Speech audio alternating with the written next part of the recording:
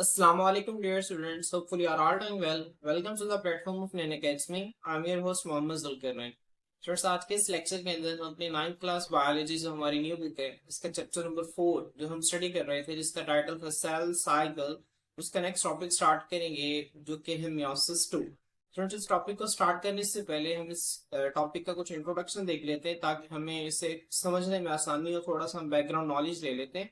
Friends ये diagram मैंने आपसे कहा था कि आप लोगों ने इसे ड्रॉ कर लेना है, आप लोगों ने होपफुली इसे ड्रॉ कर लिया होगा। फ्रेंड्स यहाँ पे ये मियोसिस है। मियोसिस क्या है? हमारे चैप्टर का टाइटल है सेल साइकिल। मैंने आपको बताया था सेल साइकिल क्या होता है। सेल साइकिल एक ऐसा वे है, एक ऐसा प्रोसेस है जिसमें एक सेल जो है वो तकसीम होके नए सेल्स बनाता है। ठीक है, एक सेल तकसीम होके नए सेल्स बनाता है। तो स्टूडेंट्स अभी दो तरह इसके ना दो फेजेस होते हैं, एक को हम कहते हैं इंटरफेस और एक को हम कहते हैं माइटोटिक फेज या फिर एम फेज।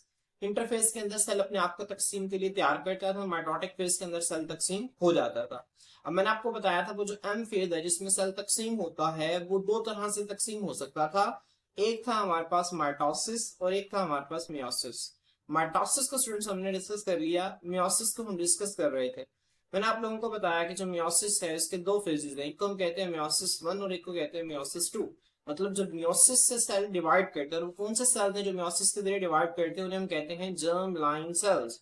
मतलब स्पर्म और एग, ये दो सेल्स जो हैं मियोसिस के जरिए डिवाइड करते हैं, जर्म लाइन सेल्स भी कहते हैं। तो स्टूडेंट्स मियोसिस जो है ये दो स्टेप्स में होती है, एक को हम कहते हैं मियोसिस 1, दूसरे को हम कहते हैं मियोसिस 2। अब मियोसिस 1 में स्टूडेंट्स क्या होता है, ये हमारा हमने इसे डिटेल से पढ़ लिया। ये हमारा रिडक्शन फेज था। यहाँ पे होमोलोगस क्रोमोसोम सेपरेट होते थे, देखिए होमोलोगस क्रोमोसोम सेपरेट होते थे और आधे होमोलोगस क्रोमोसोम्स एक सेल के अंदर आ जाते थे और आधे होमोलोगस क्रोमोसोम्स एक सेल के अंदर आ जाते थे। अब मियोसिस 1 जो थे इसके दो फेजेस थे, एक को हम कहते थे कैरियोकाइनेसिस और एक को है साइटोकाइनेसिस। अब कैरियोकाइनेसिस स्टूडेंट्स क्या है, इसे हम डिवीजन ऑफ न्यूक्लियस कहते हैं और इसके आगे से वही चार स्टेप्स हैं, प्रोफेज 1, मेटाफेज 1, एनाफेज 1 और टेलोफेज 1। और जब सेल का न्यूक्लियस तकसीम हो जाता था साइटोकाइनेसिस के अंदर, सेल का साइटोप्लाज्म तकसीम होकर दो नए सेल्स बना देते हैं। अब स्टूडेंट्स वो जो दो नए सेल्स बनते हैं वो आगे फर्दर जाते हैं मियोसिस 2 में। अब मियोसिस 2 में फिर वही चीज होती है, एक को हम कहते हैं कैरियोकाइनेसिस और एक को हम कहते हैं साइटोकाइनेसिस। कैरियोकाइनेसिस में स्टूडेंट्स पे यही चार स्टेप्स जो है प्रोफेज 2, मेटाफेज 2, एनाफेज 2, टेलोफेज 2 ये रिपीट होते हैं और उसके बाद साइटोकाइनेसिस के बाद यहाँ पर मजीद सेल्स बन जाते हैं। तो स्टूडेंट्स होता क्या है, जब एक सेल मियोसिस के अंदर दाखिल होता है एक सिंगल सेल होता है, जब ये मियोसिस 1 को कंप्लीट करता है तो यहाँ पे दो सेल्स बन जाते हैं। अब ये जो दो सेल्स है ना स्टूडेंट्स, ये मियोसिस 2 के अंदर दाखिल होते हैं, फिर इन मियोसिस 2 में ये जो सेल है ये अपने दो नए सेल्स बनाते हैं और ये वाला सेल जो है ये अपने दो नए सेल्स बनाते हैं। कुल मिलाकर हम कहते हैं कि मियोसिस सेल डिवीजन के एक ऐसी किस्म है जिसमें एक पेरेंट सेल जो है वो चार नए डॉटर सेल्स बनाता है और हर डॉटर सेल के अंदर क्रोमोसोम्स की तादाद हाफ होती है as compare to parent cell. ठीक है, ये मियोसिस होती है स्टूडेंट्स, हमने इसको डिटेल से स्टडी किया था। हमने इसका एक स्टेप पढ़ लिया था मियोसिस 1। अब आए स्टूडेंट्स हम इसका सेकंड जो स्टेप है मियोसिस 2, हम इसको स्टार्ट करते हैं। स्टूडेंट्स आपको पता है कि मैंने आप लोगों को कल भी बताया था कि मियोसिस 1 के अंदर एंटर होने से पहले सेल जो है वो अपने आप को तकसीम के लिए तैयार करता है। तकसीम के लिए तैयार करने का जो फेज होता है स्टूडेंट्स उसे हम नाम देते हैं इंटरफेज का। किसका नाम देते हैं? इंटरफेज का। स्टूडेंट्स यहाँ पे मियोसिस 2 के अंदर एक बहुत इंपॉर्टेंट चीज आती है जिसे हम कहते हैं इंटरकाइनेसिस या फिर इंटरफेज 2। ठीक है, मैं दोबारा पिछली वाली स्लाइड की तरफ जा रहा हूँ ताकि मैं आप लोगों को बेहतर तरीके से समझा सकूं। स्टूडेंट्स यहाँ पे देखें मियोसिस जो है इसके दो फेजेस है, मियोसिस 1, मियोसिस 2। अब मियोसिस 1 से पहले भी इंटरफेज होगा और मियोसिस 2 से पहले भी इंटरफेज होगा। मतलब तकसीम के लिए यहाँ पे देखें ना, एक सेल ने तकसीम होकर दो नए सेल बना दिए। अब ये जो दो नए सेल्स हैं इन्होंने आगे नए सेल्स बनाने, तो ये भी पहले अपने आप को तकसीम के लिए तैयार करेंगे, तो इसका मतलब है पहले ये भी इंटरफेज के अंदर जाएंगे। स्टूडेंट्स याद रखना है जो मियोसिस 1 का इंटरफेज है ये बिल्कुल माइटोसिस की तरह होता है। यहाँ पे G1 फेज भी होता है, S फेज भी होता है और G2 फेज भी होता है। आपने इसको जहन में रखना है। जबकि स्टूडेंट्स ये जो मियोसिस 2 है इसके इंटरफेस के अंदर एक खास बात यह कि यहाँ पे एस फेज नहीं होता, यहाँ पे क्रोमोसोम्स की डुप्लीकेशन नहीं होती। आपने इसको जहन में रखना है। ठीक है, मियोसिस 1 से पहले भी सेल इंटरफेस को कंप्लीट करता है, मियोसिस 2 से पहले भी, लेकिन मियोसिस 2 का जो इंटरफेस है वहां पर सिर्फ G1 फेज होगा, G2 फेज होगा, एस फेज को स्किप कर दिया जाएगा, यहाँ पे क्रोमोसोम्स की डुप्लीकेशन नहीं होती। तो स्टूडेंट्स ये बहुत इंपॉर्टेंट चीज है जो कि आप लोगों की ठीक है बुक में लिखी हुई है, मैं इसको रीड कर देता हूँ। वो कहते हैं मियोसिस 2 में बिगन विद इंटरकाइनेसिस और इंटरफेस 2। अब ये जो मियोसिस 2 है वो इंटरकाइनेसिस या इंटरफेस 2 से स्टार्ट होती है। अब स्टूडेंट्स इंटरकाइनेसिस क्या है? ये इंटरफेस 2 का ही एक और नाम है जिसे इंटरकाइनेसिस कहते हैं। अब इसके अंदर होता क्या है, वो कहते हैं दिस डिफर्स फ्रॉम इंटरफेस 1। अब स्टूडेंट्स इंटरफेस 1 क्या है? जो मियोसिस वन से पहले का जो इंटरफेज है उसे इंटरफेज वन कहते हैं। अब इंटरफेज वन से किस तरह से डिफर करता है कि नो एस फेज अकर्स, यहाँ पे किसी भी किस्म का कोई एस फेज नहीं होता। जब एस फेज नहीं होता तो डीएनए की किसी भी किस्म की कोई रेप्लिकेशन नहीं होती, तो क्रोमोसोम्स की डुप्लीकेशन भी नहीं होगी। तो आपने इनको ज़हन में रखना, ये जो पॉइंट्स हैं जो कि यहाँ पे इंपॉर्टेंट है। मैं दोबारा रिपीट कर रहा हूँ, मियोसिस टू जो है, ये जब सेल मियोसिस टू के अंदर दाखिल होते हैं तो ये इंटरफेज टू को या फिर इंटरकाइनेसिस को कंप्लीट करते हैं। अब वो इंटरफेज टू जो है वो क्या खास बात है उसके अंदर, उसके अंदर ये खास बात है कि आम इंटरफेस के अंदर जी वन फेज भी होता था, एस फेज भी होता था, जी टू फेज भी होता है, लेकिन जो मियोसिस टू का जो इंटरफेज है, जिसे आप इंटरफेज टू भी कह सकते हैं, इंटरकाइनेसिस भी कह सकते हैं, इसके अंदर एस फेज नहीं होता। सेल जी वन फेज के बाद डायरेक्ट जी टू फेज के अंदर आ जाते हैं। क्लियर? तो स्टूडेंट्स आपने इन पॉइंट्स को ध्यान में रखना है। आए अब मैं आप लोगों को यहाँ पे मैंने कुछ सेल्स ड्रॉ किए हुए हैं, मैं आप लोगों को मियोसिस के मुतालिक कुछ इंपॉर्टेंट बातें, सीधा सीधा सी बातें मैं आप लोगों को बता देता हूँ। स्टूडेंट यहाँ पे देखें, ठीक है, ये एक सेल है, फर्ज करिए एक सेल है। अब एक सेल के अंदर ना, अगर हम ह्यूमन सेल की बात करें, इस तरह के ना, ठीक है, 46 क्रोमोसोम्स होते हैं, ठीक है। लेकिन मैं आप लोगों को समझाने के लिए, आप लोगों की आसानी के लिए मैं आप लोगों को बता रहा हूँ कि फर्ज करें एक सेल है, यहाँ पे ना इसके अंदर दो क्रोमोसोम्स है। कितने क्रोमोसोम्स है? दो, इस तरह के। अब स्टूडेंट्स होता क्या है? अब जब ये मियोसिस वन के अंदर एंटर होगा तो मियोसिस वन के अंदर एंटर होने से पहले ये क्या करेगा स्टूडेंट्स? ये इंटरफेज वन को मुकम्मल करेगा। अब इंटरफेज वन को स्टूडेंट्स जब इसने मुकम्मल, अब इंटरफेज वन को जो मुकम्मल करना है, तो आपको पता है कि इंटरफेज के अंदर जहाँ पे जी वन फेज होता है, जी टू फेज होता है, वहां पे एस फेज भी होता है। एस फेज में क्या होगा? ये अपने क्रोमोसोम्स की डुप्लीकेट कर लेगा, अपने क्रोमोसोम्स की कॉपी तैयार कर लेगा। स्टूडेंट्स ये देखें, आपको नजर आ रहा है। अब यहाँ पे सेल ने क्या किया? अपने इंटरफेज वन को मुकम्मल कर लिया। क्या किया स्टूडेंट्स? इंटरफेज वन को कंप्लीट कर लिया। और यहाँ पे देखिए क्रोमोसोम्स की डुप्लीकेशन हो गई। अब देखिए स्टूडेंट्स आगे, अब सेल जो है जब अपने मियोसिस वन को कंप्लीट करेगा, आफ्टर मियोसिस वन, अब हमें पता है कि मियोसिस वन में क्या होगा? जब मियोसिस वन का प्रोफेज होगा तो ये दोनों होमोलोगस क्रोमोसोम एक दूसरे के करीब आने की कोशिश करेंगे। जब करीब, वो प्रोसेस जिसमें एक दूसरे के करीब आते हैं, उसे हम किसका नाम देते हैं? उसे हम नाम देते हैं सिनेप्सिस का। फिर जब ये करीब आके एक जोड़ा बना देते हैं तो उस जोड़े को हम नाम देते हैं बाइवैलेंट का। और उस बाइवैलेंट के अंदर चार क्रोमैटिड्स होती हैं, तो उसे ही हम किसका नाम देते हैं? टेट्रेट का नाम देते हैं। फिर ये क्या करते हैं? फिर करीब आके अपनी नॉन सिस्टर क्रोमैटिड्स क्या कहते हैं? ये जो नॉन सिस्टर क्रोमैटिड्स है ना, इनको क्या करते हैं? इनको आपस में मिला लेते हैं, अटैच कर लेते हैं पॉइंट पर। जिप टुगेदर, बुक के में इस तलफ़ुज़ इस्तेमाल हुआ है, non sister chromatids zip together, वो आपस में मिल जाती हैं और एक्स स्ट्रक्चर बनाती हैं, ठीक है, जिससे हम किसका नाम देते थे? क्लास्मेटा का। उसके बाद एक्सचेंज कर लेते थे अपने सेगमेंट्स को, ठीक है। फिर क्या होता था? मेटा, ठीक है, आपको पता है मियोसिस वन में इसकी प्रोफेज वन मुकम्मल हो जाता था, फिर मेटाफेज वन आता था। मेटाफेज वन में दोनों सेल के दरमियान में ठीक अलाइन होते थे। एनाफेज वन में क्या होता था? ठीक है, इधर से जो एक साइड का जो सेंट्रोसोम है वो एक स्पिंडल फाइबर आता था और दूसरी साइड के सेंट्रोसोम से एक स्पिंडल फाइबर आता था। तो एक होमोलोगस क्रोमोसोम को एक साइड पर खींच लिया जाता था, दूसरे होमोलोगस क्रोमोसोम को दूसरी साइड पर खींच लिया जाता था। तो स्टूडेंट्स होता क्या था कि अब इससे एक सेल है ना, जो जब भी मियोसिस वन को मुकम्मल करेगा तो इससे दो नए सेल्स बनते थे। अब हर सेल के न्यूक्लियस के अंदर एक एक होमोलोगस क्रोमोसोम मौजूद होते थे। यहाँ पे आप देखें, यहाँ पे अलग होमोलोगस क्रोमोसोम है, यहाँ पे अलग है, मतलब यहाँ पे होमोलोगस क्रोमोसोम्स डिवाइड हो गए। ये एक डिप्लॉयड सेल है और यहाँ पे अब हैप्लॉयड सेल्स बन गए। यहाँ पे क्रोमोसोम्स आधे हो गए हैं, ठीक है, आपने इसको जहन में रखना है। ठीक है, ये क्या था? एक डिप्लॉयड सेल था, यहाँ पे क्रोमोसोम्स क्या थे? डबल थे। जबकि बच्चों यहाँ पे क्या हो गए हैं? अप्लॉयड है, यहाँ पे हाफ है। अब देखिए यहाँ पे मियोसिस वन मुकम्मल हो गई। अब देखें अब क्या होता है? अब ये जो दो सेल्स जिन्होंने मियोसिस वन को मुकम्मल कर लिया है, अब ये दाखिल होंगे मियोसिस टू के अंदर। और ये जो मियोसिस टू है स्टूडेंट्स, आपने ध्यान में रखना है, मियोसिस टू जो है ये सिमिलर टू माइटोसिस, ये बिल्कुल माइटोसिस की तरह है। अब माइटोसिस की तरह कैसे है? ठीक है, मैं आपको इसको बताता हूँ। फ्रेंड्स यहाँ पे देखें, अब ये जो एक सेल है ना, अब ये मियोसिस टू के अंदर जब दाखिल होगा तो ये पहले इंटरफेज टू को कंप्लीट करेगा, या फिर जिसे हम इंटरकाइनेसिस भी कहते हैं, इसको कंप्लीट करेगा। जब भी इंटरफेज टू या फिर इंटरकाइनेसिस को कंप्लीट करेगा तो स्टूडेंट्स होगा क्या यहाँ पर? ठीक है, यहाँ पर ये जो क्रोमोसोम्स है ना, इनकी डुप्लीकेशन नहीं होगी। क्यों? क्योंकि मैंने आपको बताया कि इंटरफेज टू के अंदर एस फेज नहीं होता। तो सिंपल सेल का साइज वगैरह बड़ा होगा, उसके अंदर प्रोटीन्स की प्रोडक्शन बढ़ेगी, लेकिन क्रोमोसोम्स की डुप्लीकेशन नहीं होगी, क्रोमोसोम्स यही रहेंगे। अब स्टूडेंट्स होगा क्या? जब भी मियोसिस टू को मुकम्मल करेगा तो मियोसिस टू के अंदर भी वही सारी चीजें होंगी, आपको पता है। तो जहां पे जब एक सेल तकसीम करेगा ना, तो अब ये वाला, अभी जो एक होमोलोगस क्रोमोसोम है ना, जो इसकी दो सिस्टर क्रोमैटिड्स हैं, अब इसकी दोनों सिस्टर क्रोमैटिड्स अलग अलग हो जाएंगी। एक सिस्टर क्रोमैटिड एक सेल के पास आ जाएगी और दूसरी सिस्टर क्रोमैटिड दूसरे सेल के पास चली जाएगी। अब यहाँ पर भी इसी तरह से होगा। ये जो पूरा सेल है ना, इसके अंदर जो न्यूक्लियस है, न्यूक्लियस के अंदर एक होमोलोगस क्रोमोसोम है। अब इसकी दोनों सिस्टर क्रोमैटिड्स अलग अलग हो जाएंगे। मेरी बात समझ में आ रही है? तो स्टूडेंट्स यहाँ पर ये मियोसिस टू के अंदर होता है।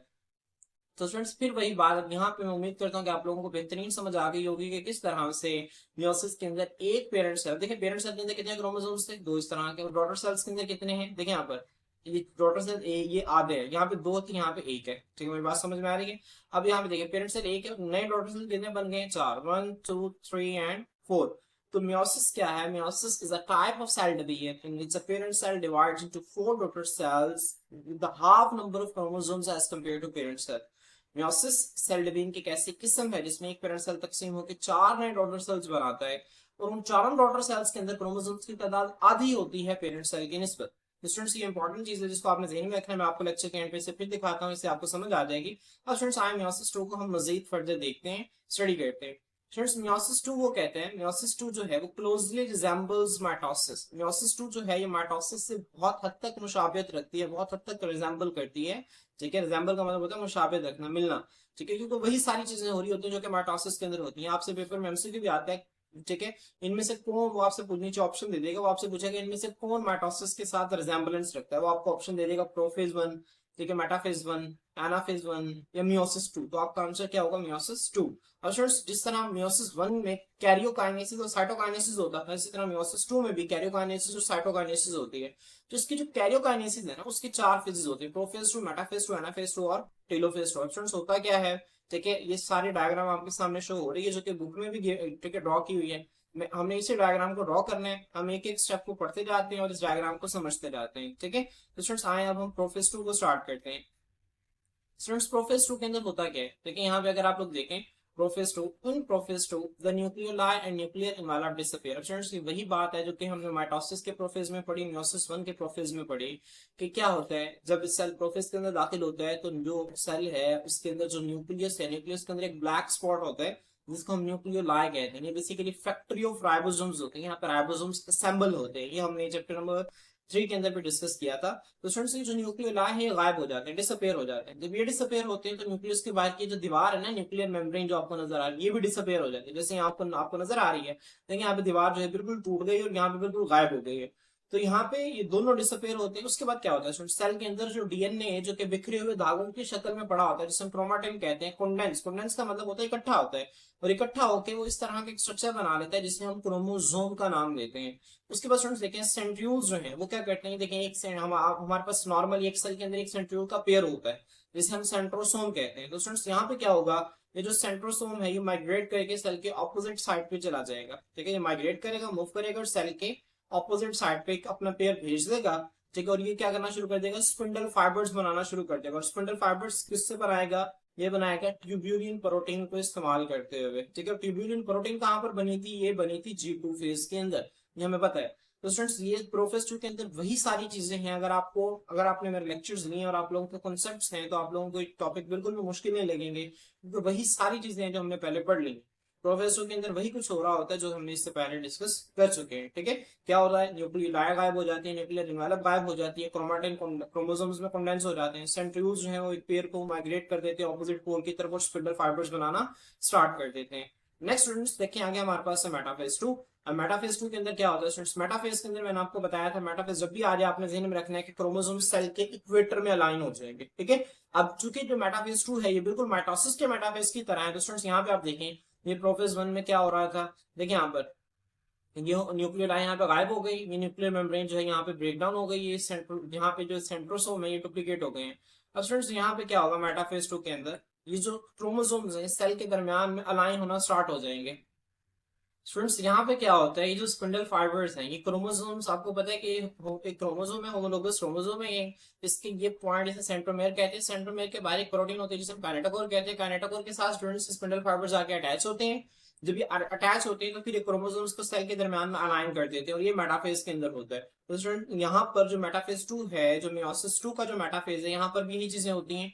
During metaphase 2 स्पिंडल फाइबर्स क्या कहते हैं, attach to the kinetochores of chromosomes. ये क्रोमोसोम है, क्रोमोसोम का ये इसके बारे एक प्रोटीन है सेंट्रोमेयर के बारे से काइनेटोकोर कहते हैं, काइनेटोकोर के साथ अटैच होती हैं और अलाइन, अलाइन का मतलब होता है तरतीब देना, और उन्हें अलाइन कर देते हैं at the cell's equator. Equator मैंने आपको बताया था, इक्वेटर जो लफ्ज है ये इक्वल से निकला है, और इक्वेटर क्या होता है, इक्वेटर वो पॉइंट है जहां पे सेल को दो बराबर हिस्सों में तकसीम किया जा सकता है। देखिए ये इक्वेटर है, तो ये जो पॉइंट है ना ये इक्वेटर है, यहाँ पे अगर आप यहाँ पे रख के सेल को काटेंगे तो ये दो बराबर हिस्सों में तकसीम हो जाएगा।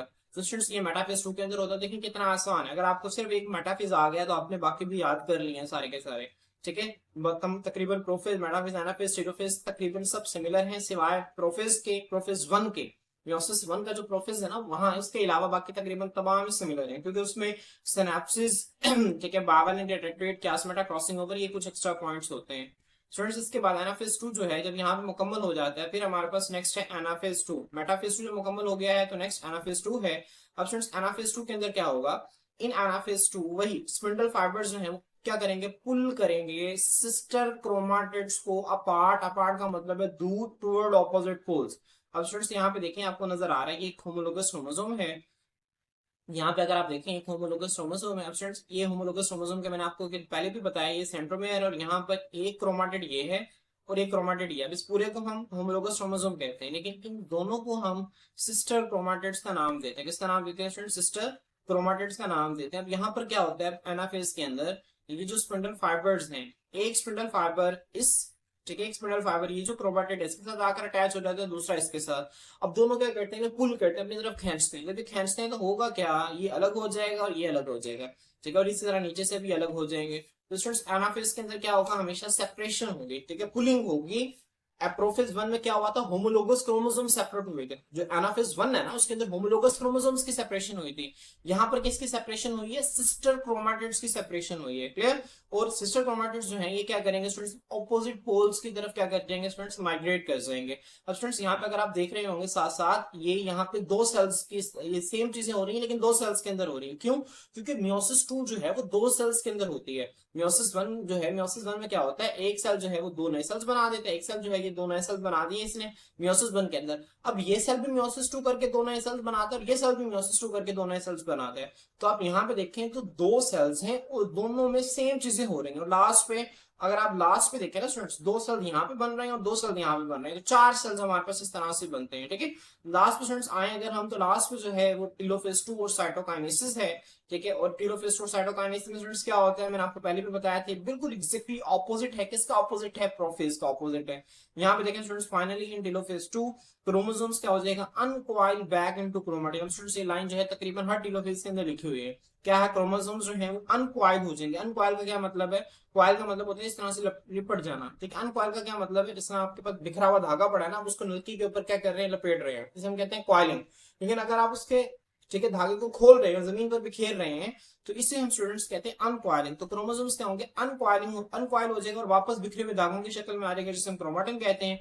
न्यूक्लियर इनवेलप और न्यूक्लियोलस, प्रोफेज के अंदर क्या हो रहा था, ये गायब हो रहे थे, जबकि यहाँ पे दोबारा बनेंगे, स्पिंडल फाइबर्स वगैरह खत्म हो जाएंगे। और उसके बाद क्या होगा स्टूडेंट, साइटोकाइनेसिस। साइटोकाइनेसिस होगी। साइटोकाइनेसिस में क्या होगा, डिवीजन ऑफ साइटोप्लाज्म, साइटोप्लाज्म भी तकसीम कर जाएगा, जैसे आपको यहाँ पे नजर आ रहे हैं। ठीक है, यहाँ पे टेलोफेज मुकम्मल हो गया, यहाँ पे एक नई न्यूक्लियर मेम्ब्रेन बन गई है, यहाँ पे न्यूक्लियोलस बन गया, स्पिंडल फाइबर सारे खत्म हो गए।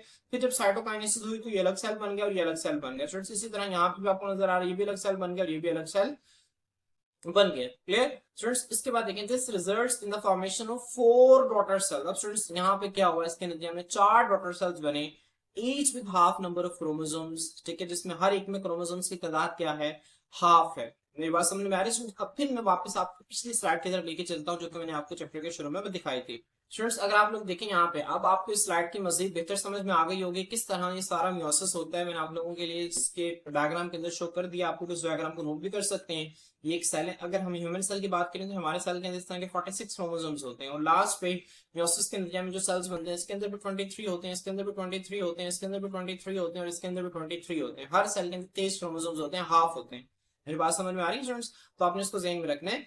अब देखें स्टूडेंट्स, यहाँ पर सेम यही चीजें जो कि मैंने आपको पहले बताई थी, वही सारा प्रोसेस है। मियोसिस 1 में आपको बता दिया था, मियोसिस 2 के नतीजे में किस तरह से दो नए सेल्स बनते हैं, ये अब आप लोगों ने इसको स्टडी कर लिया। आप लोग इसे बुक से रीड करें, आप लोगों ने इनके डायग्राम्स की प्रैक्टिस करनी है कि जो डायग्राम्स आपने बनानी है। फ्रेंड्स ये जो डायग्राम है जो कि मैंने तकरीबन हर स्लाइड में शो की है, ठीक है, आप लोगों ने इसको भी ड्रॉ करना है। ठीक है, इसको कैसे ड्रॉ करना है इंशाल्लाह हम इसके नेक्स्ट लेक्चर में इसको डिस्कस करेंगे। और तो स्टूडेंट्स आप लोगों ने इस लेक्चर को अच्छी तरह से सुनना है। अगर आपको किसी भी चीज की कोई भी समझ ना आए तो आप लोग हमसे कमेंट सेक्शन के अंदर पूछ सकते हैं। आज के लेक्चर के एंड पर हम आप लोगों के लिए मियोसिस के अंदर जो इंपॉर्टेंट शॉर्ट क्वेश्चन है मैं आपको उनके बारे में बता देता हूँ।